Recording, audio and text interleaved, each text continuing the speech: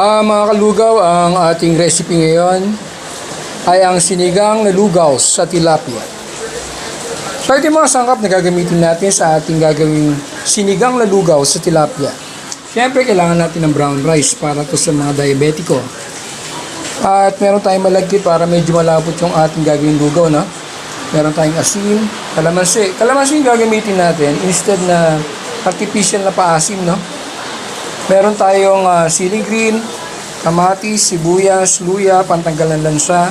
Meron tayong okra at yung kangkong. Siyempre, yung tilapia hindi mawawala, no? Ngayon, ang gagawin natin, simulan natin lutuin yung ating sinigang na lugaw sa tilapia. Mga kalugaw, sinimulan na natin magpakulo ng tubig. Lagay na natin yung luya, no? Yung sibuyas at ang kamatis. Yan, balik tayo pag nilagay na natin yung isda natin at mga gulay. Mga kalugaw, lagay na natin itong tilapia at ang okra. Sinabayan natin yung okra, no? Kasi mabilis lang maluto isda. Mamaya isunod na natin yung kangkong. Mga kalugaw, lalagay na rin natin yung kangkong at siling green, no? Yan, balik tayo mamaya pagluto na yung ating nilulutong sinigang na lugaw sa tilapia. Ayan mga kalugaw, no? Tinimplahan natin siya ng asin at ng paasim. Kalamansi yung ginamit natin, no? Instead na artificial na mga pampaasim. Ang gagawin natin ngayon, tatanggalin po natin lahat ng ito. Ititira natin yung isda, ititira lang natin dito sa sabaw, no? Tatanggalin natin lahat ng isda, lahat ng gulay. Ang ititira lang natin sa sabaw para masimulan na natin yung ating lulugawin. Balik tayo mamaya pag natanggalan natin. Ayan mga kalugaw, na na-transfer natin yung mga gulay at yung isda rito. Ang natitira na lang yung sabaw, no? Diyan natin lalagay mamaya itong bigas na to, no? Yung ating lulugawin. Kung mapansin nyo mga kalugaw, pinino natin yung yung kangkong at okra. Pati yung isda, no? Pinino natin. Kasi isi-serve natin ito sa mother natin. 80 years old na siya. Kailangan ng madaling matunaw na pagkain, na. Nakalimutan ko, lalagyan pala natin siya ng itlog mamaya. Yung lugaw na gagawin natin. Para madagdagan naman ng protina yung lugaw na gagawin natin. Tara, simulan na natin. Lutuin na natin yung ating lugaw. Mga kalugaw, lagyan na natin itong ating brown rice at malagkit na ating lulugawin, no? Kung mapapansin nyo, naiwan na lahat ng sustansya ng talbos ng kangkong, ng okra, dito sa ating sabaw na to, no? Mamaya-maya, pagka maluluto na to, balik tayo mamaya pagka malapit na siya maluto, ilalagay natin yung ating mga gulay, isda. Siyempre, dagdagan natin itlog para sa protina. Mga kalugaw, lagay na natin itong tilapia. Yung diniurog natin tilapia, no? Lagay na rin natin yung mga gulay na pinino natin. Yung okra at yung kangkong.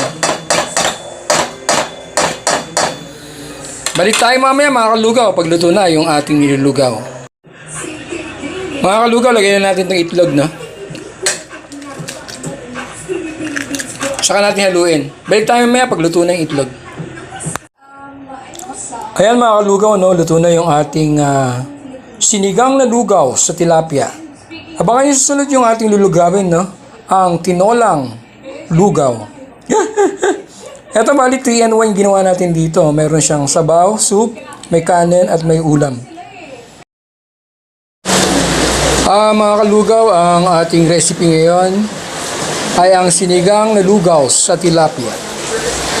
So ito yung mga sangkap na gagamitin natin sa ating gagawing sinigang na lugaw sa tilapia. Siyempre, kailangan natin ng brown rice para to sa mga diabetiko. At meron tayong malagkit para medyo malapot yung ating gagawing lugaw, no? Meron tayong asin, kalamansi. Kalamansi yung gagamitin natin instead na artificial na paasim, no? Meron tayong siling green, kamatis, sibuyas, luya, pantanggal ng lansa. Meron tayong okra at yung kangkong. Siyempre, yung tilapia hindi mawawala, no? Ngayon, ang gagawin natin, simulan natin lutuin yung ating sinigang na lugaw sa tilapia. Mga kalugaw, sinimulan na natin magpakulo ng tubig. Lagay na natin yung luya, no? Yung sibuyas at ang kamatis. Yan, balik tayo pag nilagay na natin yung isda natin at mga gulay. Mga kalugaw, lagay na natin itong tilapia at ang okra. Sinabayan natin okra, no? Kasi mabilis lang maluto isda. Mamaya isunod na natin yung kangkong. Mga kalugaw, lalagay na rin natin yung kangkong at ceiling green, no? Kaya balik tayo mamaya pagluto na yung ating nilulutong sinigang na lugaw sa tilapia. Ayan mga kalugaw, no? Tinimpla na natin siya ng asin at ng paasim. Kalamansi yung ginamit natin, no? Instead na artificial na mga pampaasim. Ang gagawin natin ngayon, tatanggalin po natin lahat ng ito. Ititira natin yung isda. Ititira lang natin dito sa sabaw, no? Tatanggalin natin lahat ng isda, lahat ng gulay. Ang ititira lang natin sa sabaw para masimulan na natin yung ating lulugawin. Balik tayo mamaya pag natanggalan natin. Ayan mga kalugaw, na na-transfer natin yung mga gulay at yung isda rito. Ang natitira na lang yung sabaw, no? Diyan natin lalagay mamaya itong bigas na to, no? Yung ating lulugawin. Kung mapapansin nyo mga kalugaw, pinino natin yung yung kangkong at okra. Pati yung isda, no? Pinino natin. Kasi isi-serve natin ito sa mother natin. 80 years old na siya. Kailangan ng madaling matunaw na pagkain, na. Nakalimutan ko, lalagyan pala natin siya ng itlog mamaya. Yung lugaw na gagawin natin. Para madagdagan naman ng protina yung lugaw na gagawin natin. Tara, simulan na natin. Lutuin na natin yung ating lugaw. Mga kalugaw, lagyan na natin itong ating brown rice at malagkit na ating lulugawin, no? Kung mapapansin nyo, naiwan na lahat ng sustansya ng talbos ng kangkong, ng okra, dito sa ating sabaw na to, no? Balik tayo mamaya pag malapit na siya magluto. Ilalagay natin yung ating mga gulay, isda. Siyempre, dagdagan natin itlog para sa protina. Mga kalugaw, lagyan na natin itong tilapia. Yung diniurog natin tilapia, no?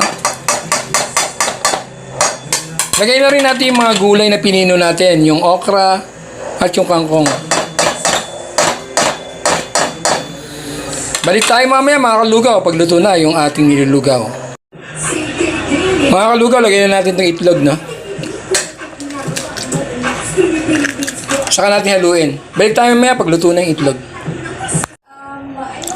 Ayan mga kalugaw, no? Luto na yung ating sinigang na lugaw sa tilapia. Abangan nyo susunod yung ating lulugawin, no? Ang tinolang lugaw. Ito bali 3-in-1 ginawa natin dito. Meron siyang sabaw, kanin at may ulam.